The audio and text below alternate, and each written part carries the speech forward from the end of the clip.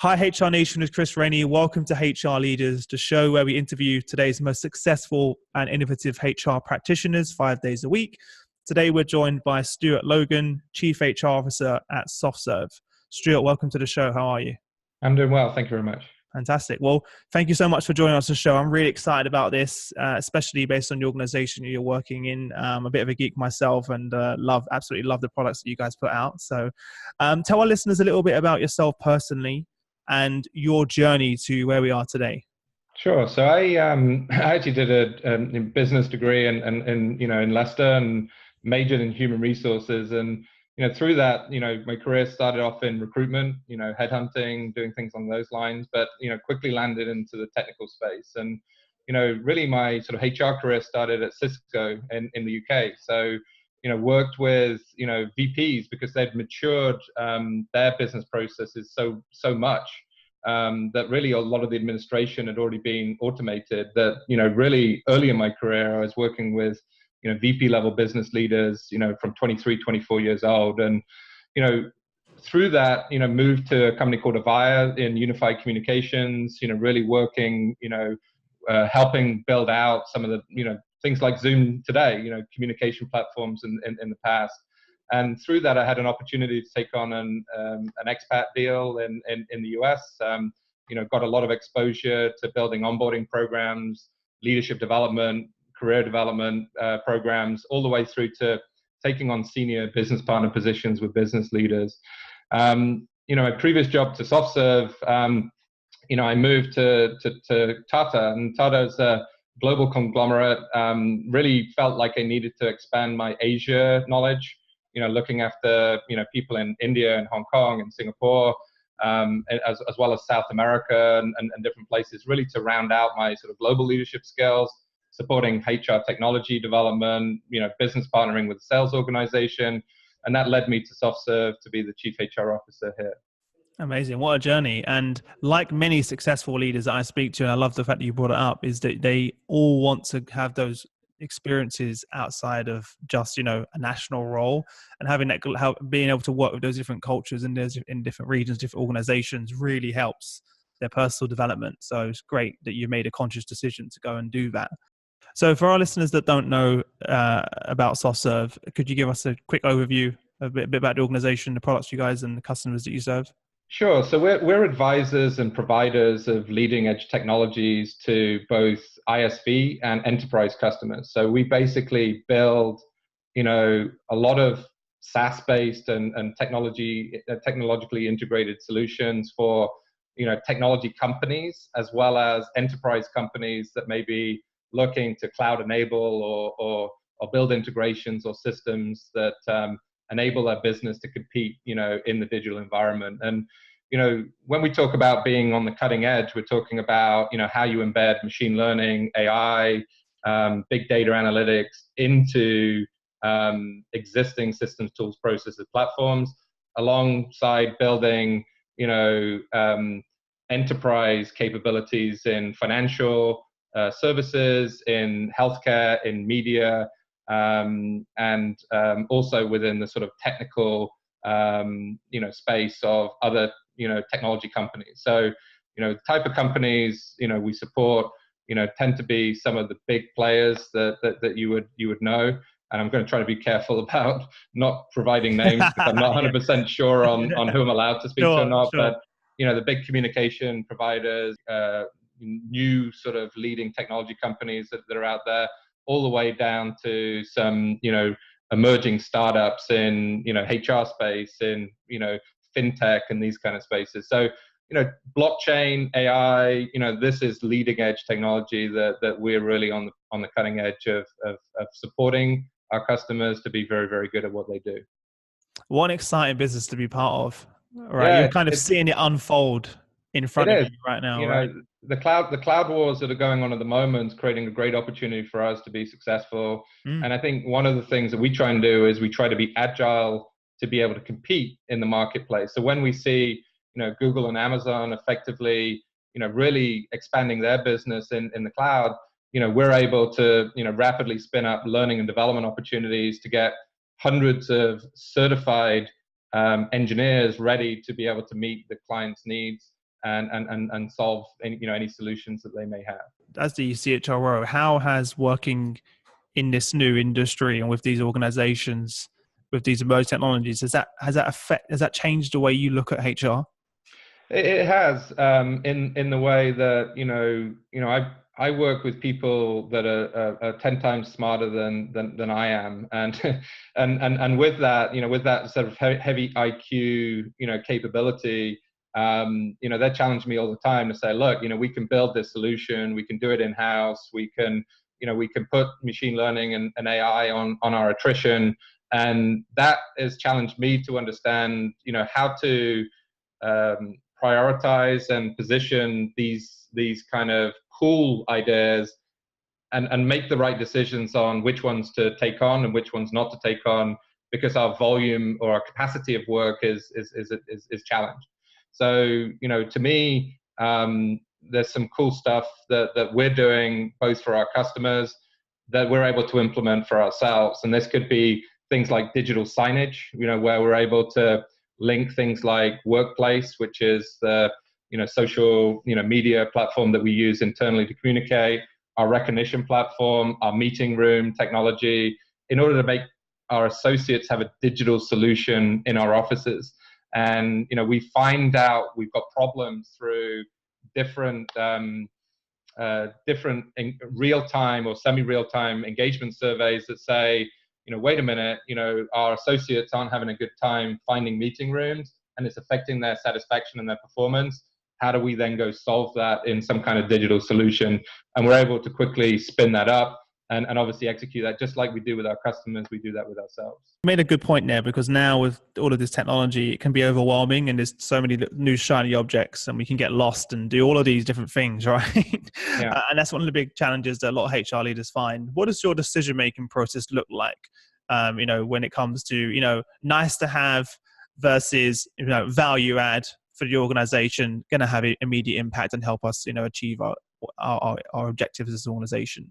How do you make sure you're not distracted by all of those, especially in your company where you generally have those people at your fingertips to create some incredible solutions that some of the organizations that we work with could only dream of, let's be honest. Yeah. No, so you talked a little bit around sort of the evolution of HR, and HR has a lot more in common with product management than ever before. As a company that's really on the leading edge, and our associates expect leading edge solutions within the company, we need to make sure that we're building that product management roadmap to be able to be successful. So, we sort of we implemented recently a year and a half ago, Workday, and we started implementing it in January and we executed in May 22nd. And it was one of the fastest implementations. Yeah, I was about to say, wow. What Workday had seen, because, our technologists came up with an unbelievable smart way to pull our data over and load it into a system. Which is the hardest part. which is the hardest part. But at the same time, that was just the start. And like changing any ERP system, it's like changing the heart of the company.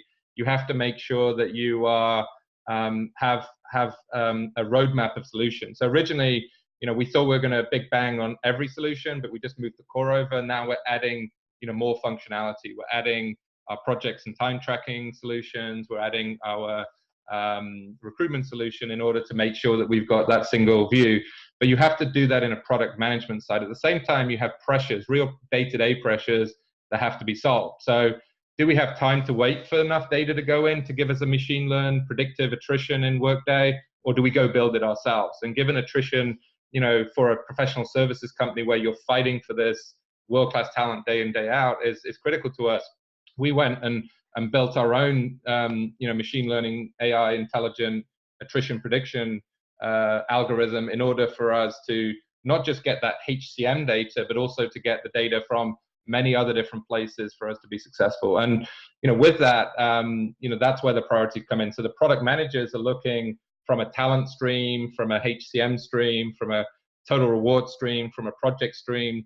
What are the deliverables and what features can go in major upgrades, just like any kind of product that might, release every 6 months. We also have minor upgrades, which are quick fixes and improvements. And that's a methodology that we have all the time. We have governance meetings to make sure good debates and discussions happen around that. And we didn't have it perfect at the start, but it's much better today. After 18 months working on it, I realized sometimes I would go and say, this is really critical. 9-10 months ago, when they go and push that into the product, I didn't realize it caused an effect on delaying other things. And this is my learning, that I have to be better leader at understanding the consequences of trying to push things out of order, that may cause longer term problems that we didn't realize before. Yeah, and it's a complete learning curve, because I'm sure a lot of this is new to you too, right? As a HR leader, would that be fair to say?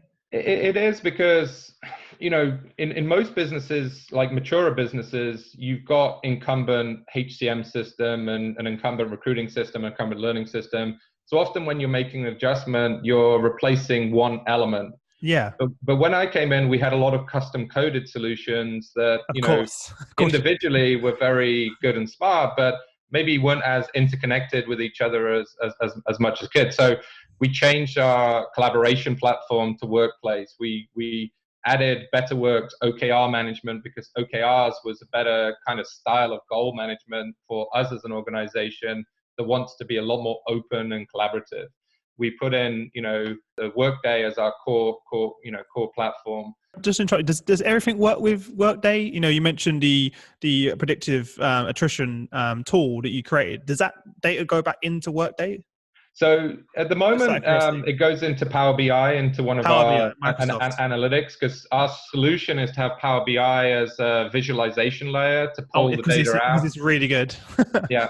Yeah. And it also gives you a lot more flexibility to connect that data elsewhere. And this is one of the challenges you have, because Workday is a phenomenal solution in many ways, but some of their modules aren't as mature as others. Yeah, that's the part. How do you that's the part that I can't get my head around, and I think many people. How do you justify the cost of Workday when so many of those modules just aren't as good as the ones that you've then brought in as well, and then the costs just sort of just add up. It gets out of hand. So it is a major problem. It goes back to product management, and I always use the analogy of like SaaS-based systems are like gym memberships. This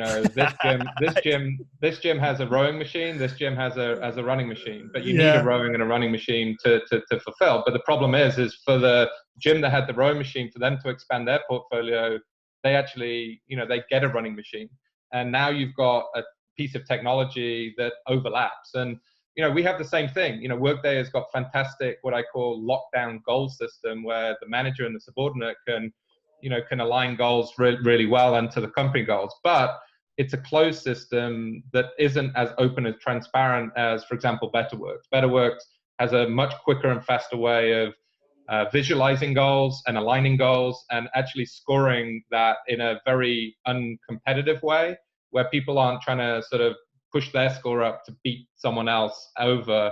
And if you want to create a culture of collaboration, you have to think about that. But it's exactly right, is BetterWorks has been in place for some time, and we also use that for account development plans and some other items. And theoretically, goal management in Workday can go do that. So now we're trying to say, maybe we have different licensing requirements. We shrink our licensing requirements just to leadership population for OKRs and BetterWorks, and then we use like the high volume scale of Workday to be successful where it needs to be. But at the same time, you're also betting on Workday improving in certain areas. That's what I was thinking as well. Just out of curiosity, because you're very much a technology orientated CHRO. From what I understand from a brief conversation, not many CHROs clearly. Have you had to do a lot of upskilling of your own personal development to understand these new technologies, or is that something that you've just always been really passionate about from the outset when you first sort of moved into the field of HR? Yeah, so I look back to when I started at Cisco, and we had really good applicant tracking systems. We had good ticket management systems for HR. I was using voice over IP and wireless. So you're exposed to it early then? Early on. So, and because you were always working with product managers and technologists, I used to have a good squash buddy that was, that was in R&D, the sort of Bell Labs equivalent of Avaya, and he would just give me so much insight into, to efficient coding, what good looks like, and in different ways. But I'm not a coder. I'm more of an ideas person. I'm more of a transformational change person. And I try and then build around me the people that have the skills to be able to match the need. So and you've already when got you, yeah, it. exactly. So we spoke before the show about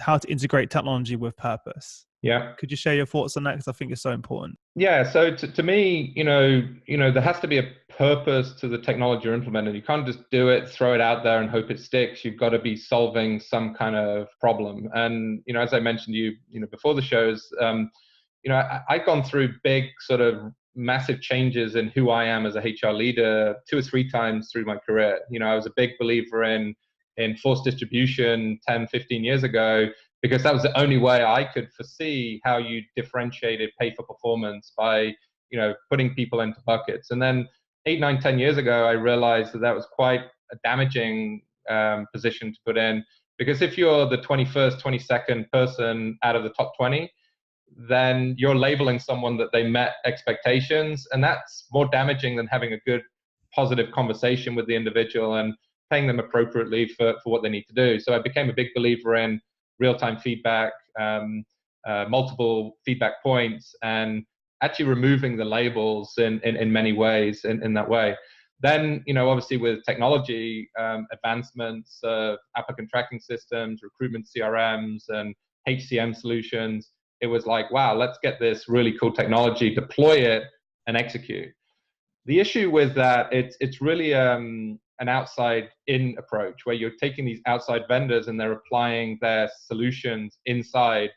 And my next big sort of learning is this concept of journey mapping for employees and associates. It's really focusing on the employee journeys that people go through and building them with purpose, and then fitting the technology to enable that purpose as we go forward.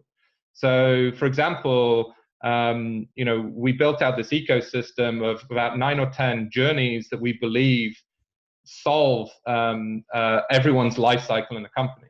So you have the hire journey, where you're a passive candidate through to you accept an offer. You have the onboard journey from when you accept the offer to 90 days in. Then you have the development journey and the performance journey that's somewhat interconnected, but they're cyclical. I changed my job as a journey. I changed my location as a journey. And you actually go back to the beginning of onboarding, you build that process over again. You exit the company. How do we do that exit with purpose and with care and with empathy? We have alumni. How do we keep in touch with our ex-employees that we want to bring them back? And then we have the rehire journey. And if you build those with different personas in mind, how does the associate feel? And you embed empathy and measurement within those processes, you're able to really know whether something is going wrong. And I always use this analogy as like, oh, the car engine's not working. And in the past, in HR, we would remove the engine, we would throw it away, we would put in a new engine, and effectively we'd get going. But there's a lot of niggles when you put that new engine in, something doesn't quite work, or there's problems, or there's issues.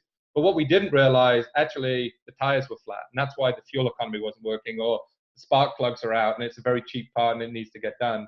So a lot of our focus is on the diagnosis engine, the insight engine into these journeys that we're trying to go on, and making sure that we're building those out. And at the same time, within journey mapping, and customer journey maps have been around for some time, but employee journeys is relatively new. I would say it's really emerging in the last 12 months. Focusing on betting those measurements is absolutely critical. So for example, on day one, how was the experience of Workday onboarding for you? Did you go into the tool? Did it add value for you? Did your manager call you? Did the recruiter call you? Did you keep engaged during that point? And how was that experience? Day one, did you get your laptop on time? Did you get a desk to sit at? Who met you on one? Did anyone meet you? These kind of things become quite important. Then you got week one, month two, month three. And now all of a sudden, when someone goes and says, and usually it's an executive leader or a manager of influence that says, oh, onboarding's broken. Now it's not the engine that's being thrown out. Oh, onboarding's broken in the UK because we have remote associates. See where it is. Yeah. Exactly. And we fix the specific problem, and we use that almost like a real-time service level agreement for the success of that organization or for that process. And to me, this is a massive shift in mindset for HR leaders that now have to work beyond HR. They have to work into the administration function, into the office management, into the, into recruitment, depending where that's based, all the way through to systems and tools, working with IT. IT, exactly. And it's really, we're becoming much more cross-functional leaders. Yeah. Change agents that require us to go and manage that. And there are a lot of problems and complications with that actually are popping up now and popped up in the last 6 months. Has been quite interesting to look at. Because in the past, a lot of those decisions were being made outside of HR. Yeah, they've even been made outside of HR. They've been made in different pockets, but the connection points weren't lined up. So you had these massive gaps of expectation. So the IT team would say, I've got a 5-day service level agreement on getting a laptop, or 3-day, or whatever the service level is. But maybe the recruitment part of the organization is putting the new hire paperwork in the Friday before they start on the Monday, but they should have done that earlier. Yeah, so it gives us insights. So what was the biggest challenge you faced then going through this change? Because obviously it's a big change. So what some of the challenges that came up? I read Laszlo Bock's book, Work Rules, and it really resonated to me. It's one of my sort of top 10 favorite books. And within the book, he talks about the new skills and how he built the Google HR team. And he really focused on, look, I want to hire 1/3 of HR experts. I want to hire 1/3 of consultants, because they have really good change management skills. They have good process skills. They have good stakeholder management skills. And then the third element is to get those data analytics people. And specifically for this journey map piece, it's those two last elements that have made a big difference, in that I no longer hire as much for how long have you been doing HR for 10, 12 years. I actually look for people that have worked in consulting that have those engagement skills, they have those alignment skills, they have those change management skills, and often a link to sort of the measurement piece that is absolutely critical for this. And it's just a different hiring profile than we've done before, and it's making such a big difference for us as an organization. And we're really in early stages of that, but it's very clear to me that this is an important adjustment for us as an organization. It makes so much sense, because you do need to have a shift in the people that you bring in. And despite the fact they may be working in a different industry or different role in the background, different function, those skills are completely transferable into the HR department as well. Exactly. And the reality is the more you automate the administration, and you upskill the managers to cover off the people issues that pop up, HR team really is much more trying to diagnose the problems that are systemic, the root causes, but more importantly, to move the strategy and the technology and the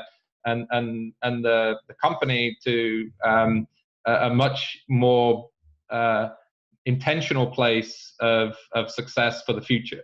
And it's really that shift from reacting to crises to being proactive, to predict the crises and stop them from happening ahead of time, which is the big adjustment that HR leaders have to make, and what we're trying to do in Softserve. And obviously the maturity of the business to accept that, the maturity of leaders to accept that, has to be considered in how quickly you push this through.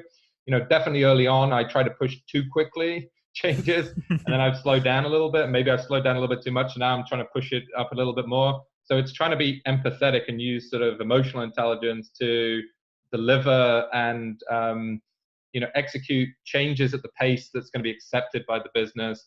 And you don't always get it right, and you have to just listen and learn and change it as we go forward. It's part of any change journey, right? It's going to be. It's never easy, and it's never not.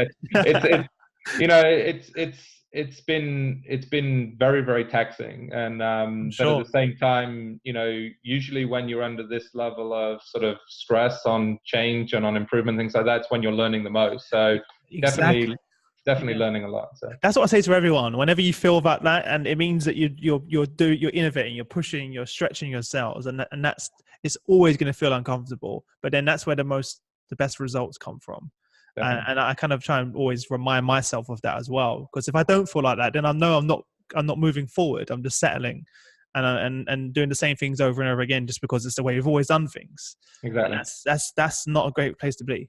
I look back, one of the big learnings that I had is that, when I was at a buyer, they bought Nortel, which was another telecommunications business with 6,000 people. And I was asked to sort of take on the people and the HR side of the integration. And, almost for 7 months, I worked from 7 a.m. till like midnight, 6 days a week. I gave myself Sunday off.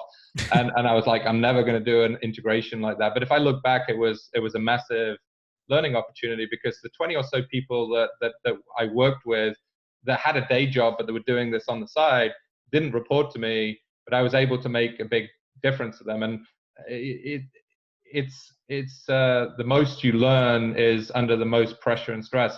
But at the same time, you can only take so much. So you have to learn different mechanisms to be able to let off steam and manage that sort of stress and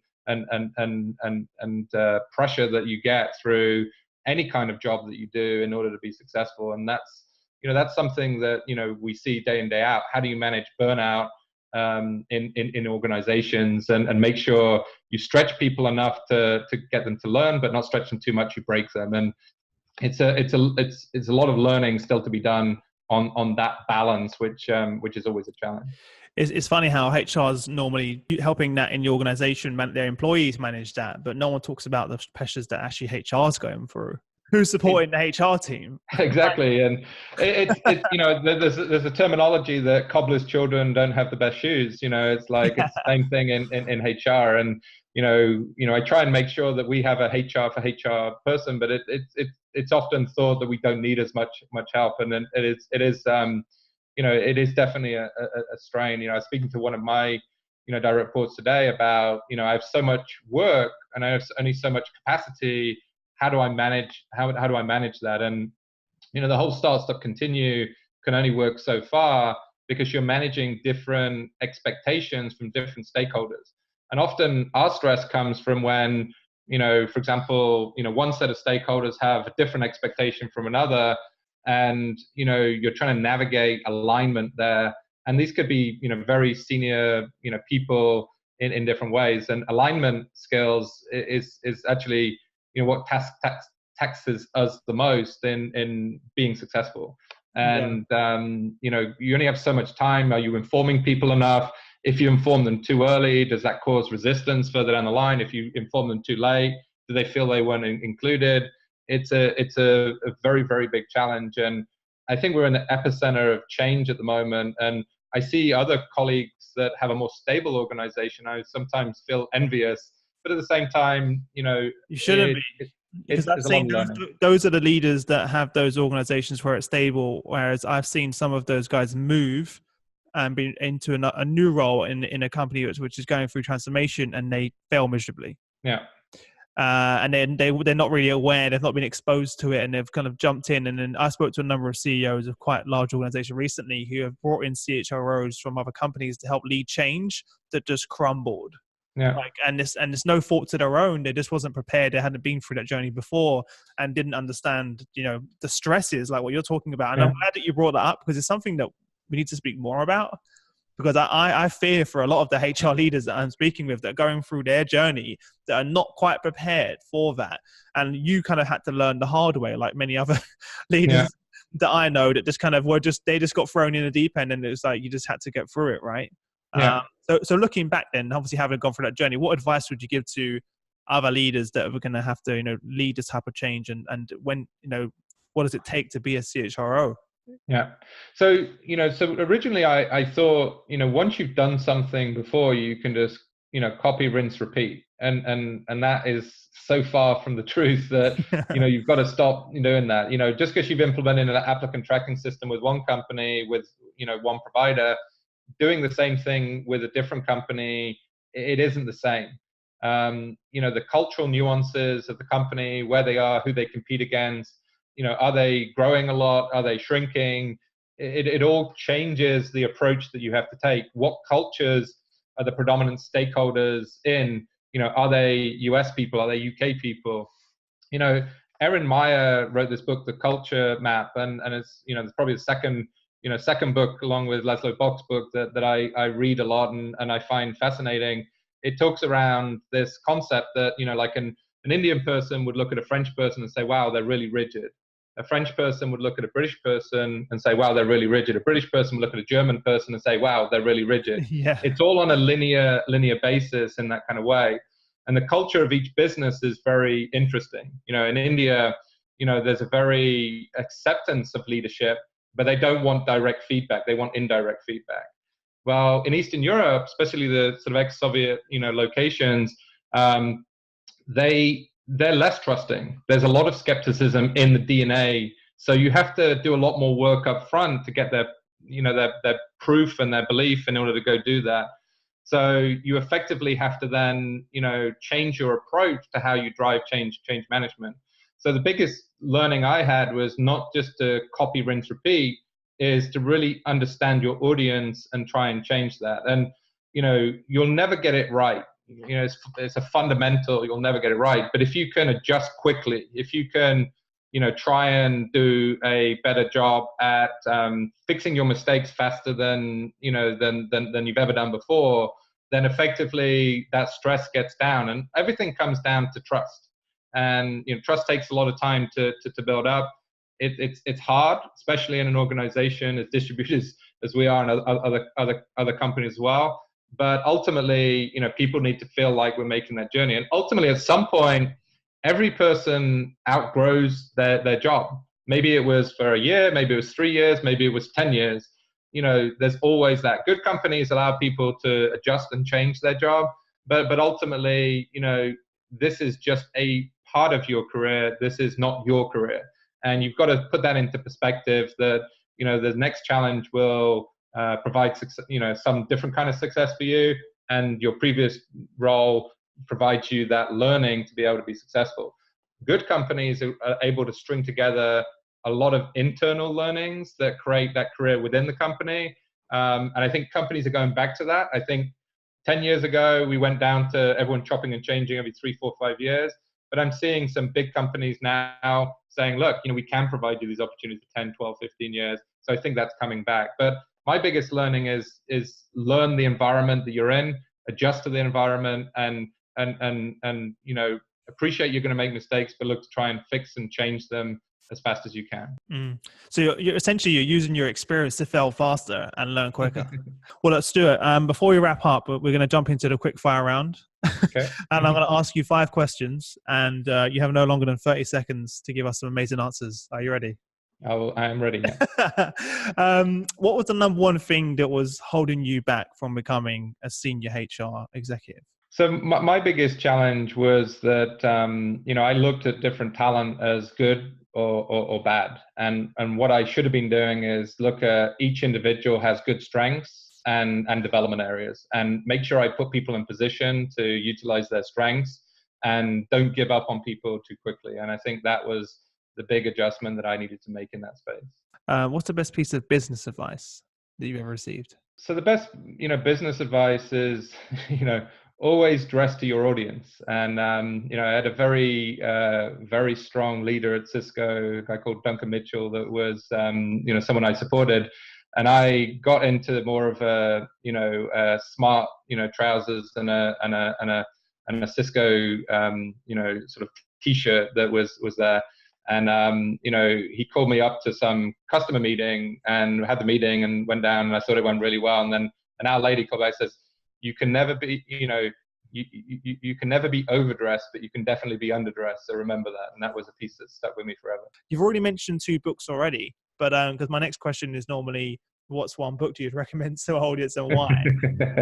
Aside from the 2 that you already mentioned, which I will link in the description for everyone, is there any others that you'd recommend to our audience? I've been reading, again, good to great, and it's a great book to really provide insight into, never just being okay with status quo. You have to continually improve in different spaces. And, I think the first 2 books are definitely ones that are much more practical for global leader and also CHRO that's sort of building up a structure in that kind of way. But Good to Great is more, I even think, a higher level book in that it's really talking about how do you take a company from being a good company to a great company. If you look at a company like Softserve, we've got a specific set of traditional competitors that we work with, but we view ourselves as competing, with Deloitte Digitals, with the IBMs, and the sort of consulting